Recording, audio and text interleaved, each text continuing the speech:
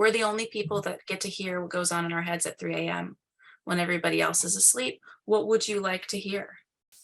Mm. And that's a huge question, and sometimes a question they don't know how to answer yet, and you have to walk them through.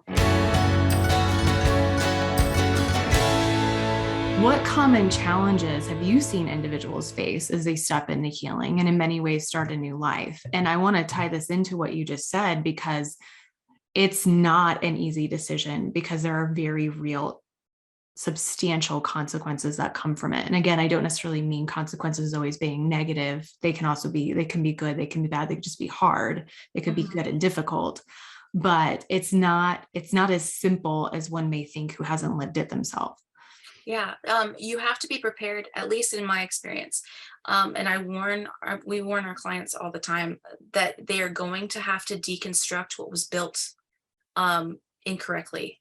And I mean deconstruction not in the philosophical and kind of the loose philosophical way it's being thrown around culturally right now. I mean literally in a psychological deconstruction of belief, where they're having to challenge things that they thought were set pillars of their entire lives, to really make sure that is something that's truthful.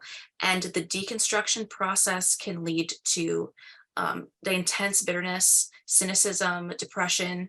And in the hard part too is if they're still around others who are in the group, but they've stepped away, the panic that ensues in their group, in their life, in their families and their friends, when they start really challenging pivotal parts of their faith that sound like they might be becoming more agnostic than Christian for a minute. And so we have to warn our clients that this is a personal process. Be patient and kind for all of the people who love you who are going to start panicking as you start challenging all these things. Try not to lash out. It's okay. We're in a growing season, but let's go ahead and take a sledgehammer to everything that's false, and then we'll see what remained and make sure that this process is done right. The Lord doesn't build on idols, you know? So sometimes you got to knock down a whole lot of stuff to get back to brass tacks. And sometimes you find out there was no foundation at all and the foundation has to be laid. So that can be very scary. But as far as anticipating as clinicians, helping them anticipate what this is going to look like when I set up that that's a thing and they're going to voluntarily step in and face the unknown and face what could be complete and total tragedy. They voluntarily do so. In them doing that, that's prolonged exposure therapy already that they're doing for themselves. That's making them braver, and that's precisely the type of therapy we want to do anyway.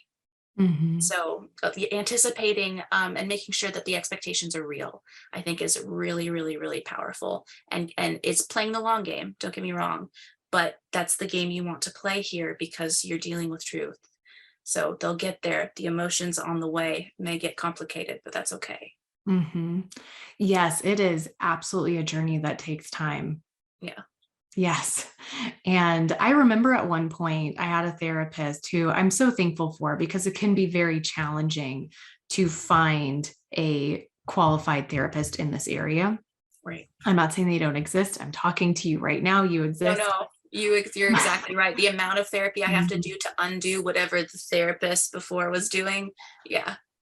Yeah, it's tough. And so I had someone though who told me was very upfront and I appreciated the directness. He had said to me, you're very high functioning, like you've built a life, like you don't have to do this if you don't want to.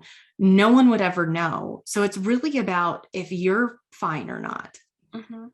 And it was a really honest reflection back with a just a really valid question. And I decided it was a new, like, deeper level that I needed to go to, like a deeper level of just healing that I had to work through, as much as the word work isn't always best in this scenario. But I was like, oh, this is going to be tough. Do I even want to go there? Do I even kind of want to open that box and go there? But in relation to becoming a parent, I did. And so that was my motivator. Okay. So yeah, I'm someone who in general likes to handle things because I want to be as healed as I can be on this side of eternity. But I recognize I'm never going to 100% arrive somewhere. At the Right. same time, well, if there's something else I can do that's going to help me be a better mom to my little guy and help me feel more attached and to love him better and be more present. And I mean that literally in a not dissociative way of like Right, right, literally right. be, then yeah, of course I want to do that, even though it's hard.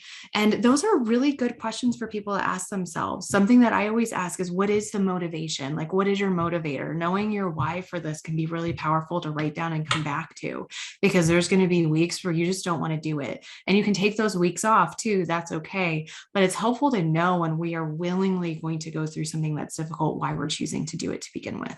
Right, right. And that's really just worldview analysis too. You're helping them process like precision process. What is it that they're doing with their time? Right? We're the only people that get to hear what goes on in our heads at 3 a.m. when everybody else is asleep. What would you like to hear? And Mm. that's a huge question, and sometimes a question they don't know how to answer yet, and you have to walk them through, you know, some of the Yeah. things that they like, especially coming out of high control groups, because you kind of lose a sense of who you are. Yes.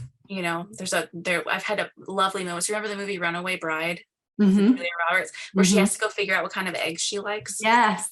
So I use that as an analogy. It was like, we don't even know what you like for breakfast, let's figure that out first. Hmm. Right? Let's isolate some things that are specific to you so that you can figure that out, because half the time they have no idea who they are coming out of these Right. groups. So how could Right. they possibly know what they want?